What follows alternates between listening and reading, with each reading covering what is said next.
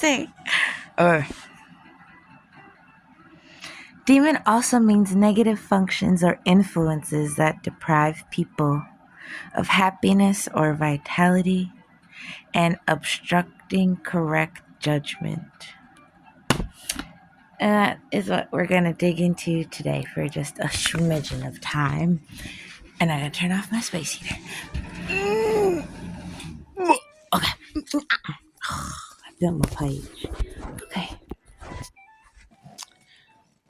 There's negative functions of the mind. There are negative functions of the environment. And then there are negative influences. They all mean different things. Right? Negative influences deprave you, distract you. Negative environments drain you, kill you. Negative functions are bad habits. So, if you have negative functions, influences, and environments that obstruct your vitality, happiness, and correct judgment, how can you honestly say that you are a vital person of God? How could you possibly say that you are a worthy practitioner of your faith if you continuously allow demons to prance upon your life? In contrast, the function of God's people protect others from demonic welfare. This is an indication that the forces of the universe are in balance, and the environment that is sent to destroy human happiness is then reverted to prevent the destruction of human happiness. In regard to these attacks, one demonic attack could be illness. In contrast, the functions of God's people that protect other people in the warfare of demonic environments indicate that human happiness is something to be regarded as, you want to take a guess? Precious. Your happiness is so precious. Your happiness is so vital. Your happiness is the catalyst to ultimate change.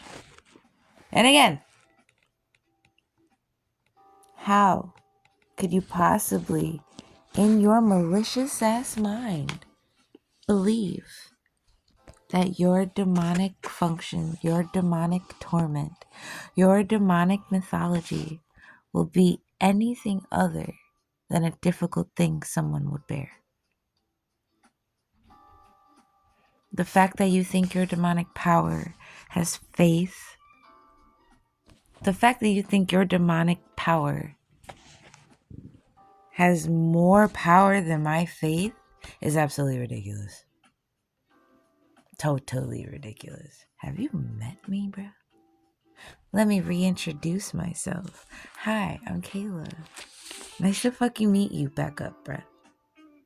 We bear difficult things. We will bear these difficult things. With the fucking smile, nonetheless, because life is great. There are too many beautiful things to not smile about. So I don't know. You can get off the pot. I will reveal and lift the curtain every fucking time. Your status means nothing to me. If you move in demonic function, if you move with demonic influence, if you move to make the environment demonic, I will always move in opposition. I will always see it. No ifs, ands, buts about it. There's nothing that needs to be explained because you already understand that I will bear these difficult things. Next.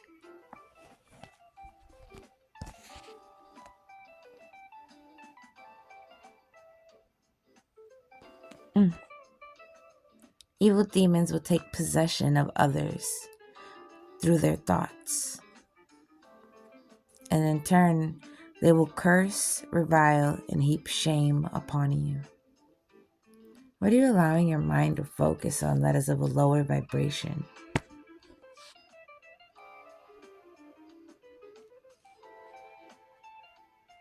That's you question. I don't need to answer. Don't tell me. I don't know. I don't want to know. I don't want to know. According to the miscellaneous Agama Sutra, after Nichiren's awakening under the Bodhi tree, Buddha went to the deer park where he delivered his first sermon on the Four Noble Truths and converted the five ascetics.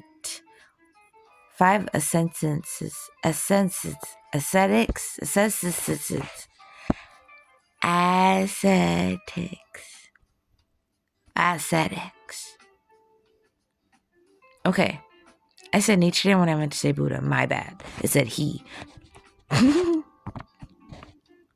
Hussein sang, Record of the Western Regions, explains the origin of the name Deer Park. According to this work, the Lord Varanasani once hunted and killed many deers on this land. The deer population was presided over by a deer king who implored the Lord to stop unnecessarily killing, and in turn promised that each day he would give the Lord the number of deer that he required. One day, the deer king was faced with the necessity of sending a pregnant doe. Rather than sacrifice her with her unborn fawn, the deer king went to the Lord to offer him his own flesh instead. The Lord was so moved by the deer king's compassion that he gave him the land. Hence, it was named Deer Park. Varanasani proposed, until the Muslim invasion in the 13th century, stupas and monasteries were built in this area where Buddhist believers came to visit.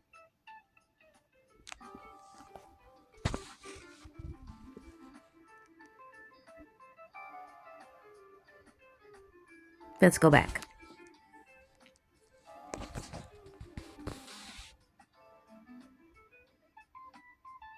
After his awakening, the Buddha himself, not Nichiren, went to Deer Park to deliver his first sermon on the Four Noble Truths and the five aesthetics. Why? Why would you go bestow a noble teaching upon a land where unnecessary bloodshed happened? Why would you go and preach a sermon on Four Noble Truths on a land where someone offered his own life? And the compassion, he was so moved. The Lord was like, oh my God, I can't believe it. Yo, I'm done with the deer. I'll go kill a cow. I'll go eat turkey. I'm done with the deer. You can have it.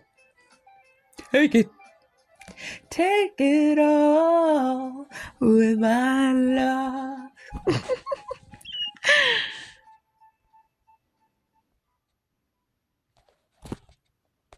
Why? Why would a Buddha do a sermon on land where he felt compelled to give it back?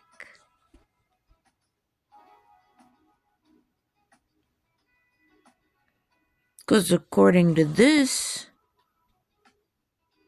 there was a deer king, and this was deer country, and this Lord just so happened to be hunting here.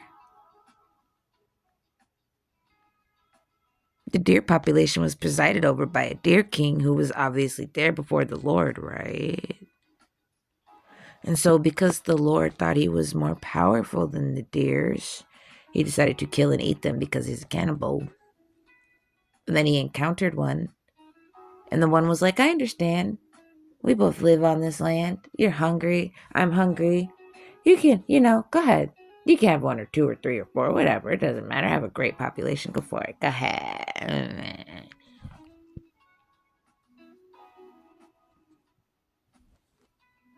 Can we just acknowledge the fact that the Deer King was like, I understand that this needs to happen because this is a circle of life. It is what it is, Sarate. And then, after how many he ate? After how many? Did he finally realize, oh my God, what a majestic creature. What a beautiful thing. Wow. The compassion of this man, the nobility of this man, the selflessness of this man. I'm going to stop. You can have your land back. Didn't you realize that the first time when he said that you could eat the motherfuckers? Okay, nope. We're fine. We're just moving on. I say all that to say this. It takes a lot for a human to get it right. Especially when they're in their pattern, when they're in their cycle, when they found something that works for them. It's very hard for them to take something new in and absorb it and accept it. That's why there are so many different light workers, so many different, what are they called? On the medias of the socials, they're called influencers. So many different people saying the same thing because it takes so many nails in the coffin for you to get it. That's why I started saying on social media, all these nails laying around, I might as well build a coffin because I am dead. Right? Because that's the point. You already know it's funny because you posted it. I don't gotta exasperate it by adding embellishments. I'm just gonna fucking laugh because that's what's your intention, right? You left all these nails here, might as well laugh myself to death. That's what it is.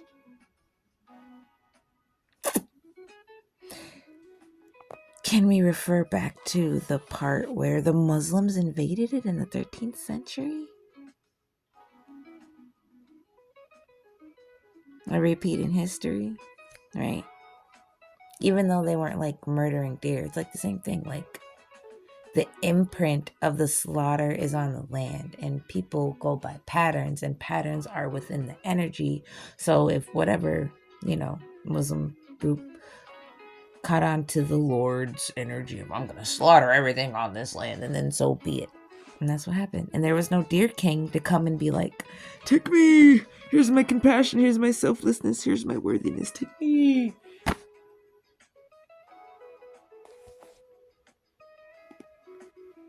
Just saying. I said all that to say this. There are patterns and imprints and cycles that the human repeats that must be broken. And I think the reason why Buddha went and did his first sermon there was because he knew that he had to break that energetic pattern or it would be repeated. And unfortunately, it was repeated, but it didn't happen immediately. So there's a plus side.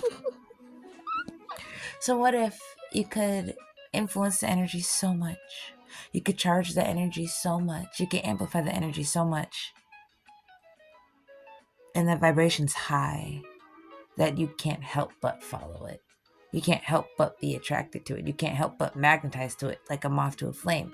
Every person is attracted to light. What if everyone got matched on the same constantly high amplified vibrational frequency to the point where they didn't repeat demonic patterns, where they didn't allow demonic entities, spirits, thoughts, environments, influences, functions. They can't be affected anymore because their vibration is too high. Once your vibration gets up there, nothing down here can touch it. You can't even reach it. Are you kidding me? You can try to reach it, but you're not going to reach it. It's all the way up here. You're going to need some extra help. Covens to get there. Witches, spells, black magic, right? I need help. I can't do it by myself anymore. So now I'm going to reach out and get some assistance to try to bring you down to where I am.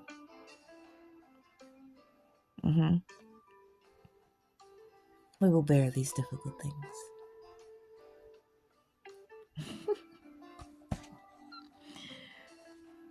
Man.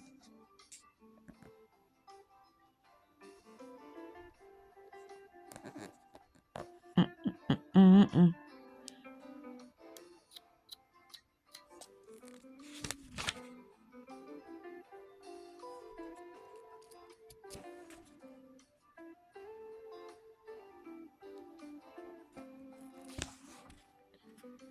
Oh, wait, hold on. I'm looking for the thing. Give me 2 seconds.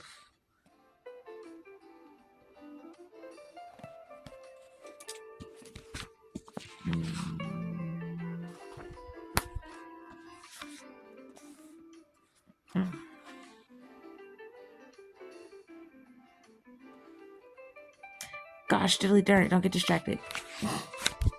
Why? Don't do this to me.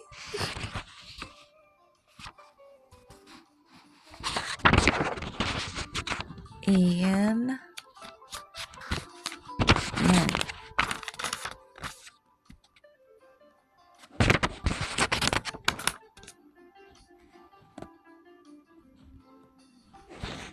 Cool. Okay. 2 pages later. Okay. Ready? That's perfect. You know what's so crazy? I did angel numbers earlier in channel messages, and the numbers of the pages are fucking numbers. Yeah. Anyway, we'll look at angel numbers in a second. Blah, blah, blah, blah. Abbreviated as the Universal Worthy Chapter of Encouragements, the 28th and last chapter of the Lotus Sutra. In the first part of the chapter, Bodhisattva, named universally worthy, arrives from the land of the Buddha King, above jeweled dignity and virtue. They got some crazy names, y'all, okay? I'm just gonna... In the east to pay homage to Shakyamuni. Okay. The Bodhisattva named universal worthy arrives from the land called Buddha King above jeweled dignity and virtue, to pay homage to Shakyamuni Buddha and to hear him preach. He says to Shakyamuni, "World-honored one, when I was in the land of the Buddha King above the jeweled dignity and virtue from far away, I heard the Lotus Sutra being preached in the Saha word. In company with this multitude of immeasurable, boundless hundreds, thousands, millions of bodhisattvas, I've come to listen to and accept the sutra." He literally says every denomination of number right there. "I beg that the world-honored one will preach it for us." He asked, "How can one acquire the Lotus Sutra after the Buddha's death?" And to answer this, Shakyamuni explains the 4 conditions to do so. To be protected in the mind, to plant roots of virtue into the earth, to enter the stage where one is sure of reaching enlightenment, and to arouse determination to save all living beings. The Buddha named universal worthy then vowed to protect the Lotus Sutra and all those who embraced it in the evil-ridden latter day of the law. Shakyamuni briefly explained the blessings obtained through the practice of the sutra, and through the act of offering alms and praising its practitioners, he says, "Therefore, universal worthy, if you see a person who accepts and upholds this sutra, you should rise and greet him from afar, showing him the same respect you would a Buddha. Overjoyed to have heard the Lotus Sutra, and all the assembly bowed in observance to him and departed." Oh, I need more bookmarks. Okay, that was a lot to digest. Let's go back. He goes, "Yo, I've been traveling I went to the spot and I heard boundless millions of bodhisattvas. I have come to listen and accept the sutra. I've heard it so many times in so many different ways. I want to hear it from your lips. Also, how can anyone acquire the Lotus Sutra after the original Buddha's death? Now remember, these are lifetime names, right? Gautama, Buddha, Shakyamuni, all the same person, all different names, just like Aang in the Avatar. Got it? Great. Beautiful. He's like, since you are you and you have always been you, how come others are getting the word like you? He says, it's all in the mind, bruh. It's all in conditioning your mind. You are immeasurable. You are great. You carry the sands of 60,000 rivers in your blood. And every time you meditate, you are reunited with those rivers. That is a pure practice. There is a superior practice. There is a boundless practice. There is an established practice that has been spread universally. These are the original disciplines that have been taught in the 4 centuries. This is what is emerging from the land. No matter how many times it's been digested, no matter how many times it's been translated, no matter who is spun into it, these are the 4 things that will be held true throughout fucking eons of time. You have to protect your mind.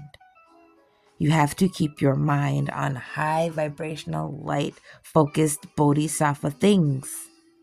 You have to plant roots of virtue into the earth.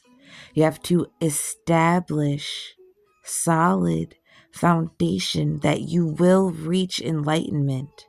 Once you put your body, mind, and soul in the frame of I will reach enlightenment, you have nothing to do but follow it.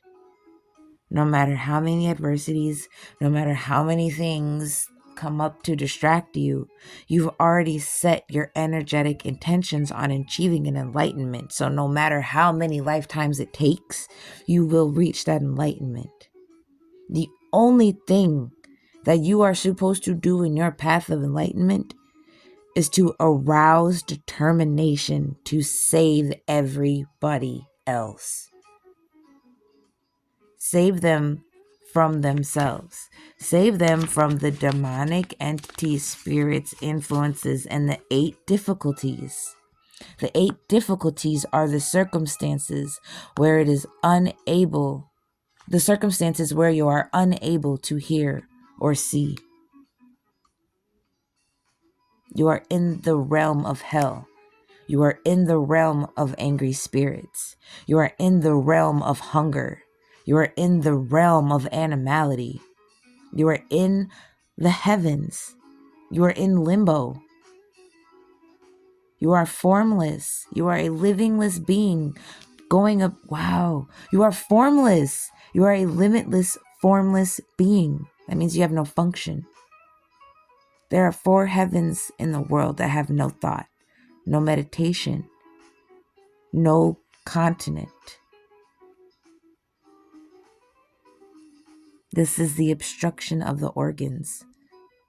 This is the attachment to satisfaction with secular knowledge. This is the period before and after the Buddha's death. These 8 difficulties will make it impossible for you to uphold any teaching.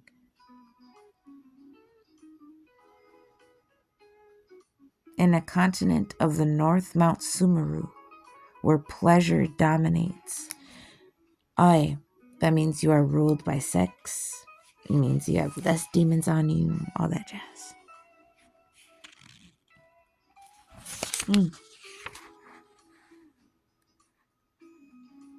Shakyamuni explains the blessings obtained through the practice.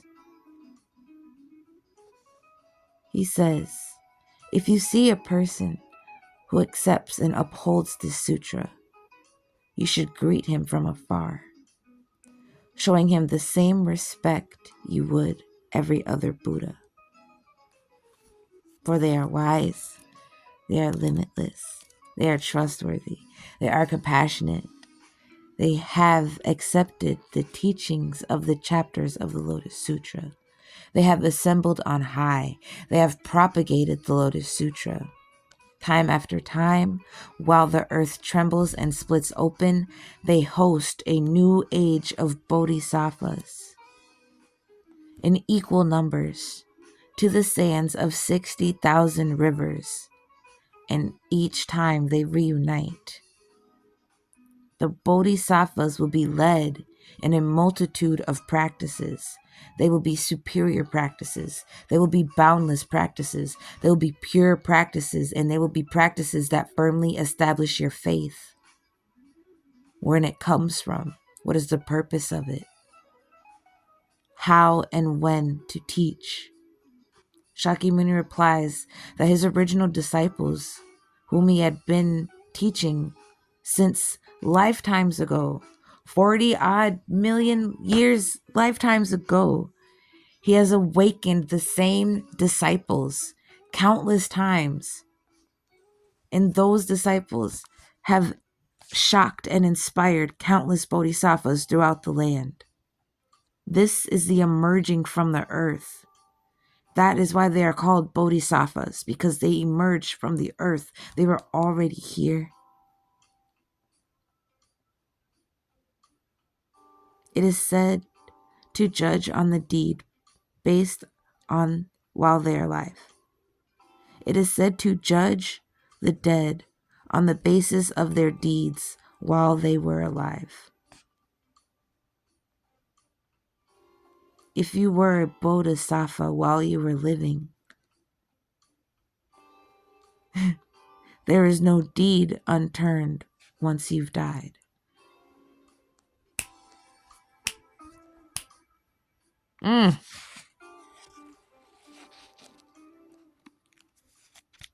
Entrustment appears at the end of the 27th chapter of the sutra. Shakyamuni Buddha propagates the Lotus Sutra, and he has received over 500 prophecies of enlightenment and awakened 80,000 voice hearers to do nothing more than enlighten the others. Through the Word, through God, through the light, through Buddha's death, 800,000 million years worth of bodhisattvas to make a vow to teach the Lotus Sutra in the frightful evil age after the Buddha's death. Their vow is stated in verse form, and that is often referred to as the 20th line verse, encouraging devotion chapter. It enumerates the types of persecutions that will be met, and it also summarizes the enemies, the arrogance, the presumptions. According to the chapter, millions of Buddhas will practice the deeds of the Bodhisattva. They will be great teachers of the law. They will be gradually fulfilling.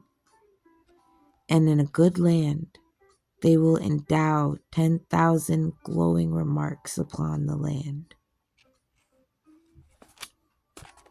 This is the time for 10,000 glowing remarks across the land. This is the Enlightenment plan. The diamond scalpel, the Chinese flower garden, a tree, a pebble, a speck of dust. Everything has the Buddha nature. Everything resides on the highest white light frequency. Nothing or no one that has emotional consciousness can refute the light. The doctrine that is incessant, that says all beings can attain Buddhahood, derives from Tiantai's doctrine of 3,000 realms in a single moment of life. There is no coincidence. There's no exclusivity. Everything is in a mutual, inclusive relationship between environments, sentient beings, and states of life, both manifested and internally lived. Simultaneously, your internal environment reflects your external environment. Within your mental imperial court, there is a temple. The chief of the temple is your consciousness, and the third priest of your head is your heart. This is a legendary foundation. When coupled with the practice of esoteric Buddhism, you begin to see the similarities of accusations against former disciples.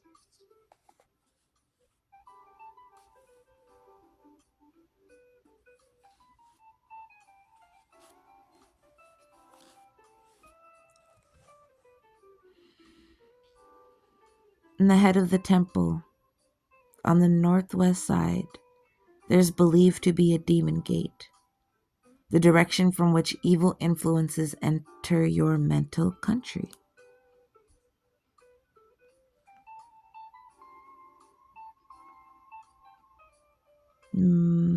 It's a mountain. There's a mountain in your mind. Name it whatever you wish. It is officially suited for protection. This is protection of your mental nation. Your mental nation. There is a mountain that is suited for the protection of your mental nation. There is a mountain that is suited for your protection of your mental nation. Please let that fucking sink in. There's a high priestess of your mountain of protection. There's an emissary of your protection. There's a medicine king to understand. There's a teaching of the law. There's a messenger to propagate the teaching. Once you've come to understand the translation of the sutra in your century, you will begin the supplemented Lotus Sutra of the Wonderful Life. Supplemented Lotus Sutra of the Wonderful Life. Condensed. Broken down. Given to you as you need it. Supplement. It's a vitamin for your life. Okay? There are several founders that protect you spiritually, not just Buddhist teachings. That is why esoteric Buddhism is its own thing, right? It has its own name, blah, blah, blah. In China, in Japan, Jikaku established the foundation of Tendai Esotericism. There is a statement that is equal to the Lotus Sutra in terms of principle and superior to it in terms of practice. According to this interpretation, both the Mahavairochana Sutra and the Lotus Sutra reveal the doctrine of 3,000 realms in the single moment of life are equal in terms of Tendai Esotericism and mudras, hand gestures, and mantras.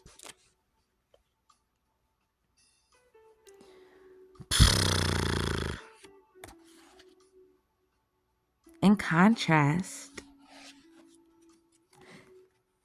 Oh, hold on. I skipped a chapter. Hand mudras, hand gestures, and mantras. Tendai Esotericism argued that it is superior to the Lotus Sutra. It also conveyed implicit understandings of ordinary people. They say they are defined in contrast to the esoteric teaching, and they reveal it to be accessible to all. The esoteric teachings are the teachings of Mahavairochana Buddha,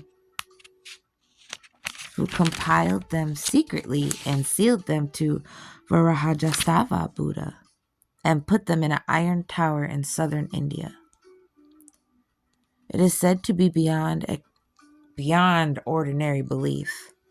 The line of transmission of esoteric Buddhism is held to be firm in Vajrasattva to Nagarjuna down to Nagabodhi, China. I'm not going to keep slandering these names. Blah, blah, blah, blah, blah. So it traveled, right? It went boom, boom, boom, boom, boom. Went through China, boom, boom, boom. Went to Japan, boom, boom, boom. It established its teaching and propagated throughout China. I just said that. Brought it to Japan. Esoteric Buddhism in India was formed. Esoteric Buddhism in India formed Tantrism that incorporated indigenous magic and ritualistic elements, as well as diagrams and the worship of numerous deities. And that is where I will leave it. That is a perfect stopping point.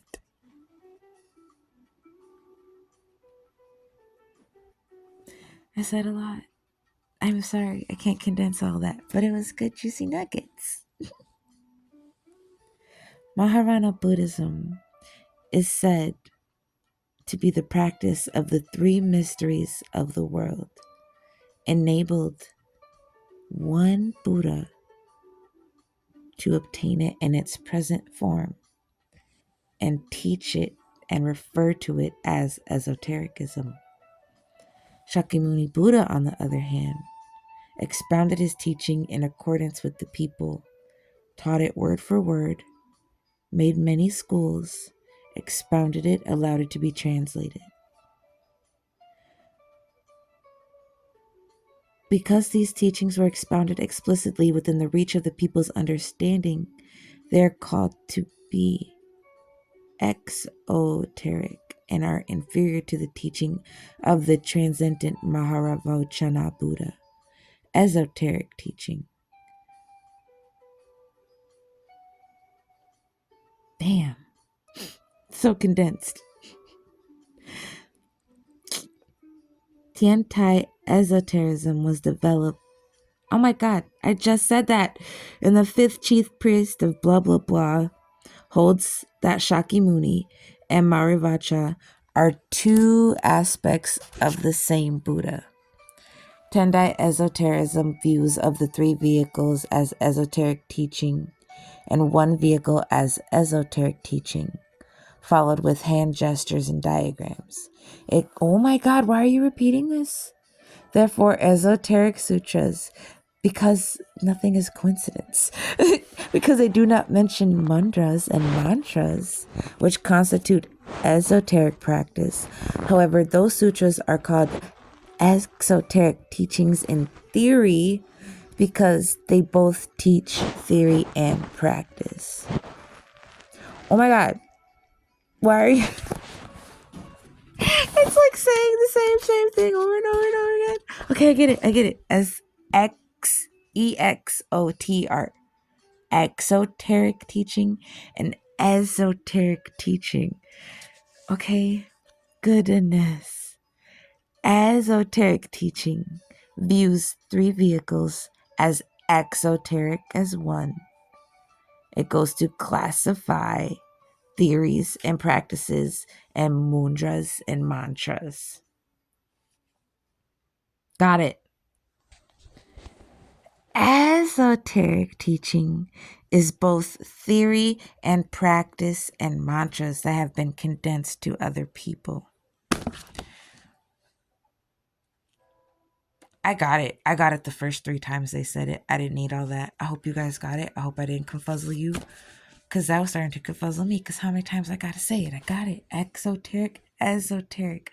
This one has this. This one has this. They locked the exoteric one away in a tower in India and let it slowly propagate. Versus Shakyamuni, who just wildly let it propagate. I got it. Say all that. Said all of that to say this.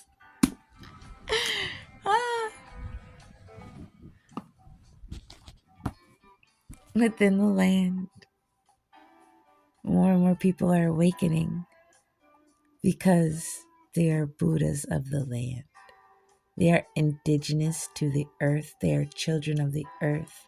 They've been reincarnated so many times. One of their first lifetimes, they were a disciple of either Jesus or Buddha, or the other ones I don't know about. Okay? Now, to the pull and the angel numbers. The angel numbers that came out were 12, 7, 8, 3, 5, and 10. They all talk about transformation. They talk about emotional stability. They talk about function and daily habits and patterns and your environment and what you are allowing in and what you are releasing. And remember, there's an adverse to angel numbers just like there's an adverse to a tarot card, right?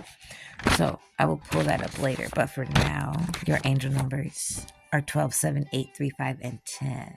All right? Great, beautiful, golden.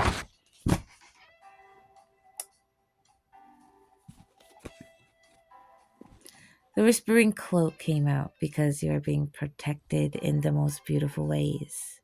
You're also being guided in the most beautiful ways, and things are coming into fruition, coming to light. Why are you so blurry?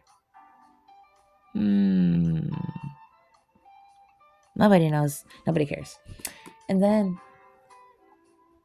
oh wait, I can like flip you, right? Flipping you?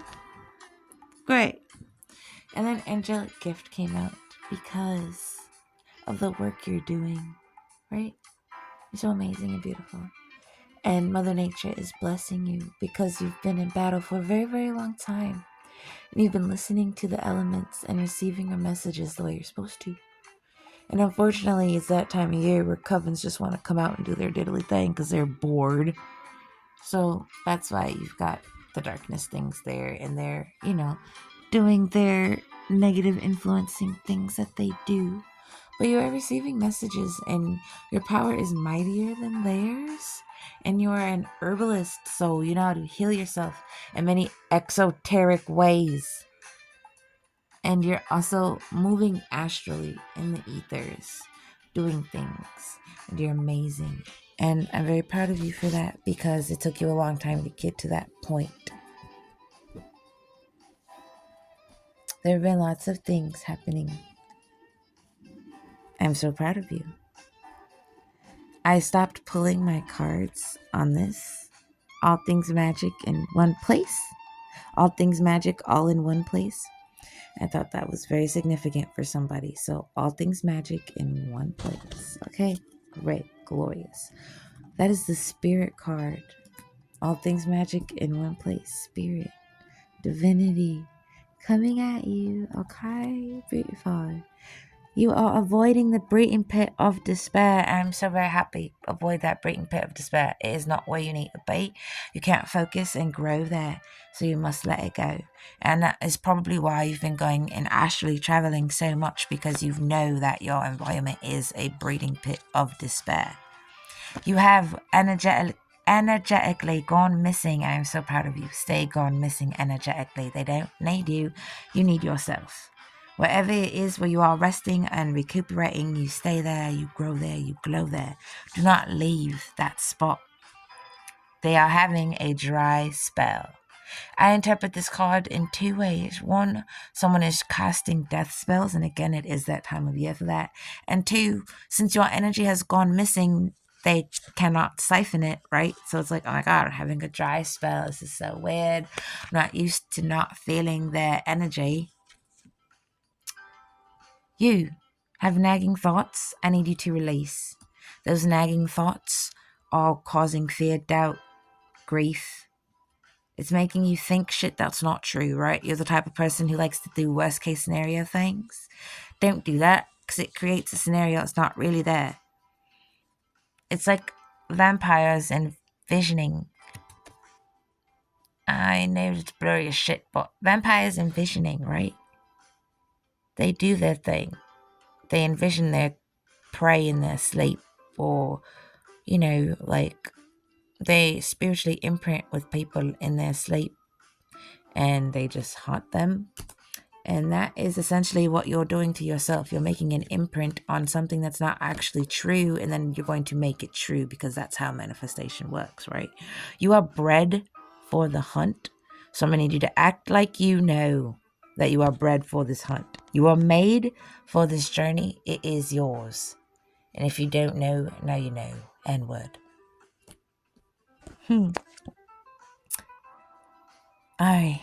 Okay. Oh, shit. Fine, we'll talk about it. Go ahead, talk about it. I wasn't going to, but we're going to talk about it. Someone you're connected to knows a legion of evil. They are evil legion adjacent. Evil legion adjacent. Not to say that they sacrifice people or anything like that, I don't know. But they are evil adjacent. This evil adjacent coven, cult, group, whatever you want to call it, they feed on someone who's connected to you's energy. They feed on it. And since that person is connected to you, they're feeding off of you. They're like, oh my God, this light is delicious. I want more of it. I need it. Where did that come from? I never felt that shit on you before.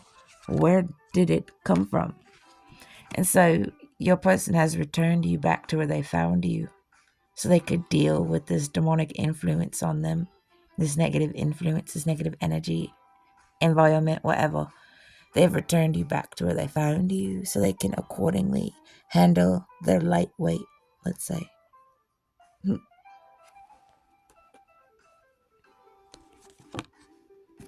They are aware of your angelic gift. This is the second time it's come out. Angelic gift, they know you have. They are very proud that you are working on it. And they want you to know they also have an angelic gift as well. That is pretty awesome that it came out on top of the cult card. Whatever, group, whatever. You have a healing remedy that will help your counterpart, the person connecting with you. You have a remedy that will help them that they are unaware of. And as soon as they figure it out, as soon as they come in contact with this remedy, they're going to have an erratic mutation. I don't know if you can see, it's pretty gruesome, icky, nasty card. I actually like it a lot. I like the graphics on it. I wish it wasn't so blurry.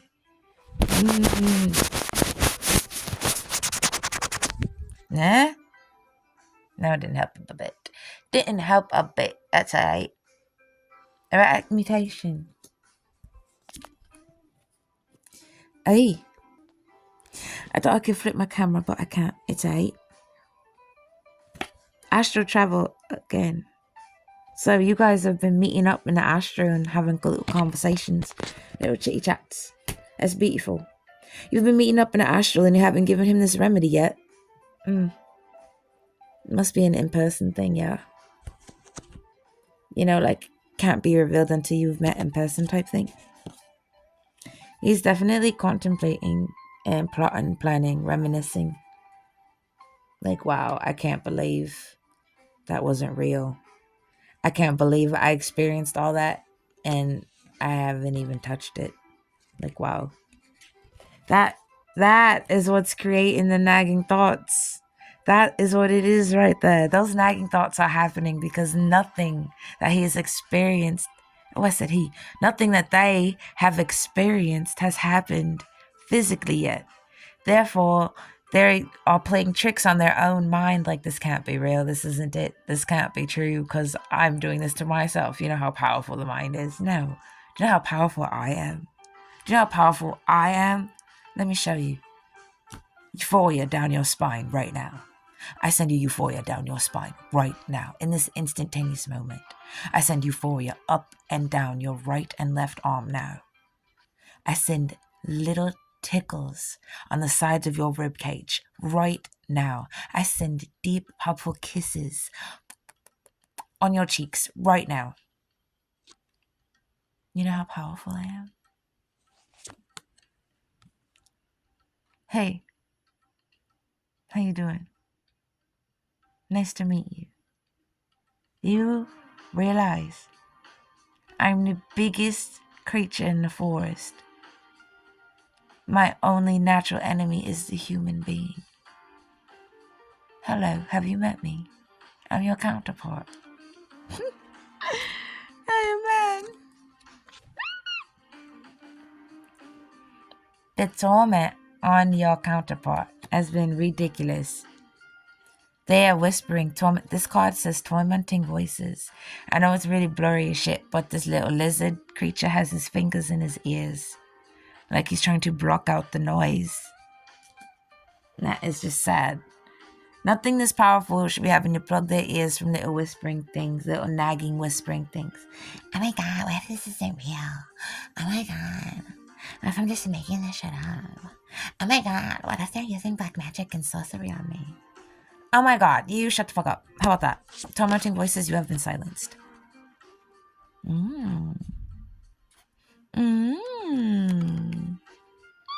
It says mighty beyond reason. You are stronger than you know. More gifted than anything. My lips are as dry as the Sahara Desert. How are you? You are so strong and courageous and beautiful. And I love it so much. Actually, going to stop this here and get some lip chat. I'll see you in the next one.